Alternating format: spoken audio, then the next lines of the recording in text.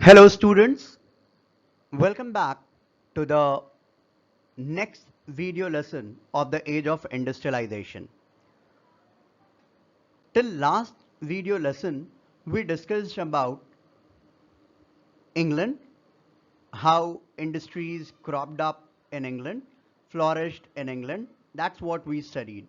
Now, from today onwards, we'll move forward to the phase of industrialization in India. As India was under the British rule, so we'll study this in correlation with England. So how industrialization happened in England, what was the condition of India, how things changed in India after the British rule, we'll discuss that. The topics that we'll discuss today are the age of Indian textiles prior to the factory system, similarly what we studied in England. We'll study about network of export trade present in India. Then we'll talk about breaking off network of export trade. And then we'll talk about what happened to the weavers. We'll discuss about the life of the weavers, the problems faced by the weavers. From this video lesson, the expectations are that after this video lesson, you would be able to summarize the existence of Indian textiles trade prior to the factory system. You'll be able to discuss the network of export trade present in India. You would be able to tell about the impact of industries on the life of the weavers. We all know that before the British rule, India was one of the richest countries of the world. India was known as Golden Bird, and everybody wanted to rule over India, and Britishers eventually were able to rule over India. And in fact, they shattered our business, and thereafter, now, after the British rule, India did not remain as the richest countries of the world. Now let's understand it. Before the age of machine industries, like in India, industrialization did not happen. Similarly, like England. So before the age of machine industries, silk and cotton goods from India dominated the international market in the textiles. So our silk products and cotton products were of world class, and no other country matched the quality that India produced. Other countries also used to produce cotton, like England. We have studied about England, and we have studied about their production in the proto-industrialization phase. But what other countries were producing were coarser cottons, means rough variety of cotton. But the finer varieties or the best qualities were produced by India. Now understand how the trade used to happen, and Indians were earning huge amount of money. Armenian and Persian merchants took the goods from Punjab to Afghanistan, Eastern Persia, and Central Asia. So our trade was spread till Afghanistan, Persia, and Central Asia.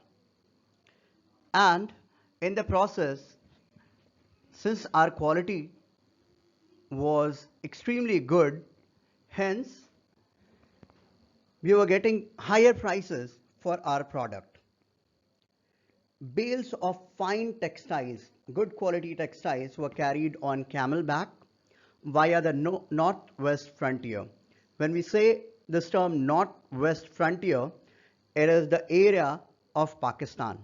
So from Gujarat onwards, you have northwest frontier, and from this route through mountain passes and deserts, the products were exported on camelback.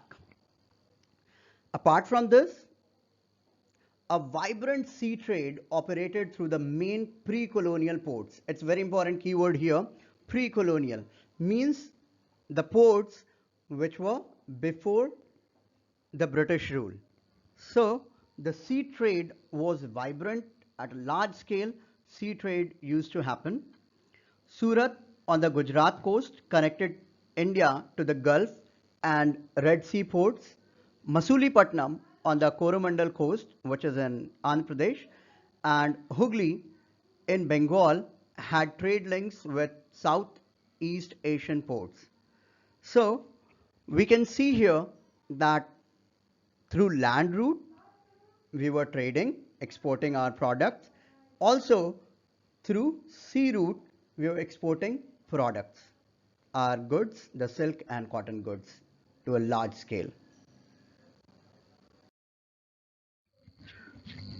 Now, look at the map, and these three were important pre-colonial ports: Surat, Hooghly, and Masulipatam.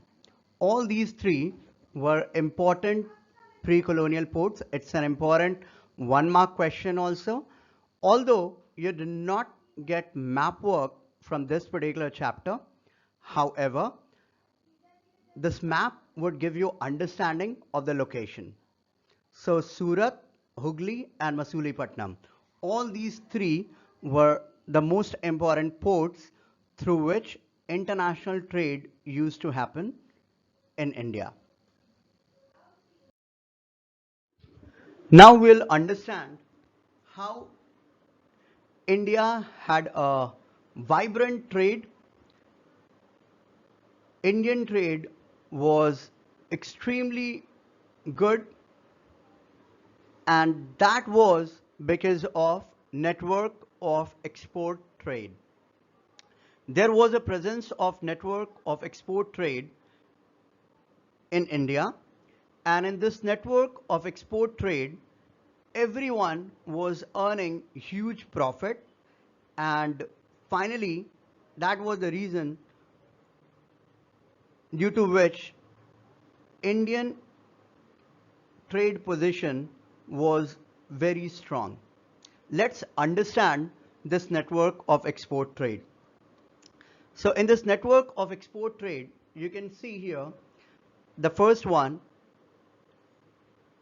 is the weavers or the workers who used to produce the product, the goods or the cotton clothes. And thereafter, it was sold to the inland merchants, and then inland merchants who were in the villages or the places where the weavers worked. And thereafter, from inland merchants, the product were taken by the supply merchants, and these supply merchants took the products from inland areas to the seaports. And we have already discussed three important seaports: Surat, Hooghly, and Masulipatam. And at the seaport, the products were purchased by export merchants, and then these export merchants shipped the product to the international market. And in the whole process, everybody was earning huge profits. And in the process, the most special thing was that at every stage, there were intermediaries or the brokers or the middlemen. So whatever the price quoted by the weavers was sold at a higher price because of the brokers, and inland merchants got it for higher price. Thereafter, again, from inland merchants, it was sold at a higher price, keeping in mind the profit of the inland merchant and the middlemen, and thereafter it was sold to the supply merchants. Thereafter, from supply merchants who used to take it from villages or the inland areas or the production areas to the export merchants or the seaports, and there it was purchased at a higher price by export merchants because of the middlemen. So everybody was keeping their cut and earning profit in it. And this network of export trade was extremely strong in India, and that was one of the reasons why India was one of the richest countries of the world, one of the topmost. In fact, India and China were the richest in the world. But unfortunately, after the British rule, everything was destroyed and our position weakened. Now, as we understood the importance of network of export trade, how it was helping the economy of India, now we'll discuss how the Britishers broke this network of export trade controlled by the Indian merchants by the 1750s. Till 1750s, it wasn't possible. But after 1750, in fact, Britishers started controlling the government, and formally we say that the British rule in India started. You all are aware that we consider the establishment of British rule after Battle of Plassey in 1756. So thereafter, Britishers were able to break this network of export trade, which did not happen abruptly. They took steps and finally they broke our network of export trade. So how did they break this network of export trade is very important to understand. So our network of export trade was broken because through these reasons, these points, we can understand it. The first thing is European gained power. So by 1750s, European, especially the Britishers, gained power. They got power, they started taking some monopoly from the rulers, and they got power to control the network, to control the trade in India because they gained power. And thereafter, the pre-colonial ports, which were Surat, Hoogly, and Masulipatam, they started declining. Their importance decreased after European gained power. And because of these circumstances, the credit financing, like the merchants financed the weavers or weavers getting money to buy the raw materials and earning profit. So of course, since the control started by the Britishers, their credit, their money started decreasing, and for them it became a challenge to further produce or further earn more profit, and that in fact affected everyone. Further, because of the growth of the colonial power, British power, new ports were emerged. Now Britishers started glorifying or started strengthening the new colonial ports, and the new colonial ports were basically the important ports under the British rule. So the new ports which were developed were Bombay and Calcutta. So Surat, Masulipatam, and Hoogly declined, and Bombay and Calcutta got prominence, which we call as Mumbai and Kolkata today.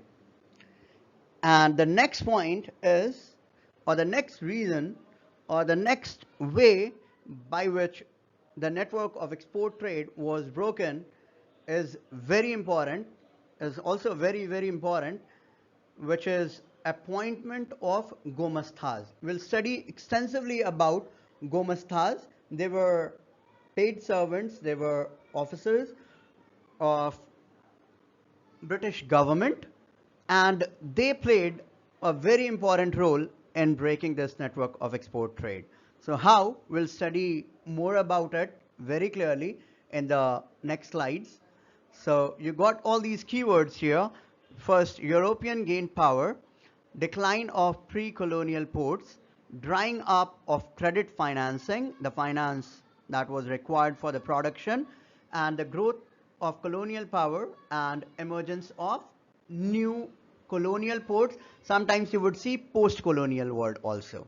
So colonial ports, Bombay and Calcutta, and the next one is appointment of Gomastas. Now here, look at the map, and you can see the location of the new colonial ports. They were at Bombay and Calcutta. So you can clearly mark it. These are important locations. So in the half-yearly examination, you can get these maps. However, in the boards, you did not get map work from this chapter. You get map work only and only from nationalism in India. But these locations would be important because you would find these locations in nationalism in India as well. So Bombay and Calcutta were the new colonial ports. You can see this picture of Bombay Harbor, a late 18th century drawing. So Bombay and Calcutta grew as trading ports from the 1780s. This marked the decline of the pre-colonial ports, and it strengthened colonial economy. Now, let's talk about the challenges for the East India Company or the English East India Company. What were the challenges that they faced to control the network of export trade, to establish their dominance in the trade? The first is the consolidation of East India Company power after the 1760s did not initially lead to a decline in textile exports from India, because our network was very strong. So it didn't happen eventually, like after Battle of Plassey in 1756-57 and thereafter Battle of Buxar in 1764, that we consider as the establishment of British rule in India. But even after that, textile exports from India did not decline. British cotton industries had not yet expanded. By this time, as we have discussed in England, that cotton industry was still in the expanding phase. It was not completely established. And Indian fine textiles were in great demand in Europe. This is very important, that Indian best quality products and the textiles were in great demand in Europe. The company was keen on expanding textile exports from India, and company was very interested in expanding the textile exports. Before establishing political power in Bengal and Carnatic, which is Karnataka, today is Karnataka, Carnatic in the 1760s and 1770s, the East India Company had found it difficult to ensure a regular supply of goods for export. So it was difficult for British East India Company to get regular supply of goods for export, because there was huge demand in England for the Indian products. They were ready to pay any amount for the Indian products.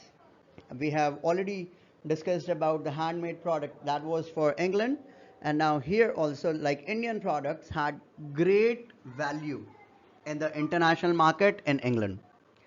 The French in India, other companies were also there. It's not only British who were in India. So the French, Dutch, Portuguese, as well as the local traders competed in the market to secure woven cloth. So the weaver and supply merchants could bargain and try selling the produce to the best buyer. So since there was huge competition, everybody was bargaining, and in fact, they were betting to get the product for any price because of the high demand in the international market. So whatever somebody was paying, others were ready to pay higher amount. And because of these reasons, so the weavers and the supply merchants could bargain, as we have seen in the network of export trade. So it was a very difficult time for British East India Company because they wanted to control it. They wanted to get regular supply of the Indian product to England at a moderate price. However, when the products were sent to the international market, the products were finally sent to England, the prices were exorbitantly high, very high. And in their letters back to London, company officials continuously complained of difficulties of supply and the high prices. So they were complaining that the prices are very high and hence it's very difficult to send the product, and the supplies are also not proper because other players in the market like French, Portuguese, Dutch, as well as the local traders were also purchasing it. They were unable to get all the supply. So the British government, in fact, give directive to East India Company, or there was pressure by the locals in England to do something, to do anything, whatever is possible to break the network of export trade or to get the products from India at lower prices.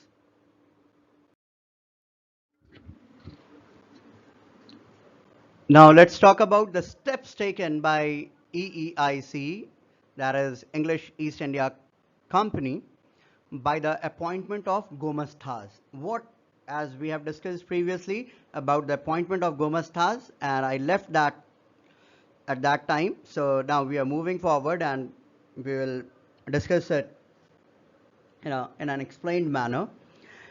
So what Gomastas did. So once the English East India Company established political power, it could assert a monopoly right to trade. Now they have got the power, so now they had the opportunity to establish the monopoly right to trade. You all understand monopoly, exclusive rights.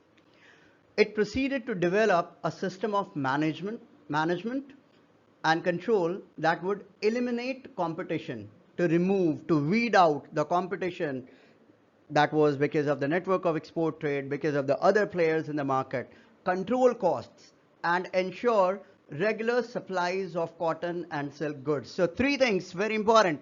The were the directives there: to eliminate competition, to control costs, and ensure regular supplies of cotton and silk goods. So three keywords here: remove competition, eliminate competition, control costs, and ensure regular supplies. All these three objectives were in their mind, and for this Gomastas were appointed. So Gomastas is a post, like IAS is a post. Similarly, Gomasta was a post that was created under the British government.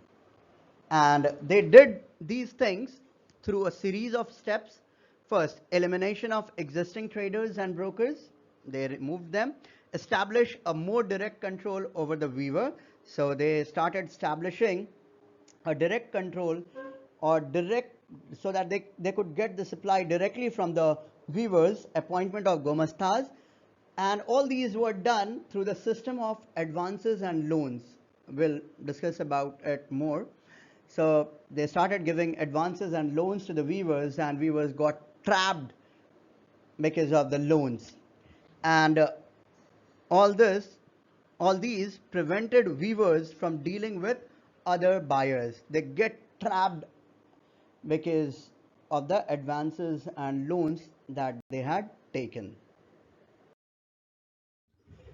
Now, let's know about Gomastas in a proper manner here. So Gomastas were paid servants of English East India Company. So they were doing the service of East India Company. Their work was to supervise the weavers. So they used to supervise weavers, collect supplies from the weavers, examine the quality of the clothes, how good the quality is, and ensure supplies to send to international market. So we can see here about Gomastas. You got it here. They were paid servants. They supervised weavers. They collected supplies. They examined the quality of clothes. They ensured supplies to send to the international market. As we have understood the role of Gomastas, so obviously nobody liked Gomastas and like the weavers and the whole network. And because of this, clashes between Gomastas and weavers started. Fights between Gomastas and weavers started because there was extreme dissatisfaction among the weavers. Why this happened? Let's discuss it through these important key points. So, first thing, weavers were financially crippled and had no choice. Because of these Gomastas, they started giving advances and loans, and the weavers get trapped. Now they were like not in a position to bargain, and they had to sell the product to Gomastas only. So weavers financially crippled. Crippled when you don't have hands or legs. I mean, that is, they were financially crippled and they did not have any choice. Gomastas had no social links with the villagers. Gomastas did not have any social relationship. They were outsiders. They came there. Like previously, inland merchants or the supply merchants, they had social links. They knew the weavers. They understood their life. They had a social, cordial relationship. But these Gomastas were company officials. They were not bothered about their personal issues. They were not bothered about the problems the weavers were facing. They just wanted to ensure the supplies and they wanted to earn profit for the company, and hence there was dissatisfaction and clashes happened. Other than this, whenever supplies were not produced on time, then these Gomastas used to take sepoys, sepoys, sepoys. This is the way how Britishers pronounced Sipahi. And these sepoys or the soldiers were taken by the Gomastas and the weavers were beaten. Okay? And the next point is weavers lost their bargaining power. They can't bargain now, as we have already discussed. Now they had to sell the product to the Gomastas to give the products. And weavers were forced to work for long hours. Previously, they were working as per their will, but now they had to work for long hours for the Gomastas. And the most unfortunate thing was the prices were now fixed by the British East India Company, and they had no option to sell the products to anybody else, and they had to pay to sell the product at the prices fixed by British East India Company. Now, as we have already discussed the problems faced by the weavers, you can see a weaver at work in Gujarat. That is a picture taken from NCERT book. So, the weavers face several problems, and I have put all the keywords here for the problems faced by the weavers. They were trapped by advances and loans. Already we have discussed about it. They lost their bargaining power. They were prevented from dealing with other traders. They were exploited and beaten by the sepoys of Gomastas, and long working hours to ensure timely production. So whatever question would be asked, and you need to use the keywords accordingly, and you need to understand the topic, keep the keywords with you, and accordingly explain the keywords, utilize the keywords in your answers. As we have already discussed, that weavers face several problems, and what has happened after these problems, what weavers did, what was the impact of the problems faced by the weavers. In many places in Carnatic and Bengal, weavers deserted villages, left the villages and went somewhere else, and they set up their looms. Looms are the simple machines through which weaving is done. And they had, wherever they had some family relations outside, they went outside this Carnatic and Bengal region, because you already know that Bengal region, which included Bihar, Bengal, Orissa, today is Bangladesh. So that was a big region in which Britishers established their rule initially. So they migrated from there, they moved from there and went somewhere else at other places where their family relations lived. And also, weavers, along with the village traders, revolted, opposing the company and its officials. And at many places, the weavers started revolting against the Britishers or the British officials. But any which way, Britishers were strong, and these movements were suppressed. And over time, many weavers later on, as they found that there is no profit in the weaving work and the weaving business, so they started refusing loans and they closed down their workshops, and thereafter shifted to agricultural labor, left this weaving work. Now, based on what we discussed today, the assignment is here. So the first question is, describe the condition of Indian textiles before the age of industrialization. Discuss the problems faced by the Indian weavers in the age of industrialization. Who was Gomasta? Discuss its role in controlling the Indian textile industry. Why did the network of export trade in textiles that were controlled by Indian merchants break down by the 1750s? What were its effects or impacts? Explain the network of export trade present in India. In this question, you would write about all of them, and also draw the flow chart that would give weight to your answer. And how did industries impact the life of the weavers? We have discussed all these in today's video lesson, and you have all the keywords there. Make a note of it and complete the assignment. Thank you and have a great day.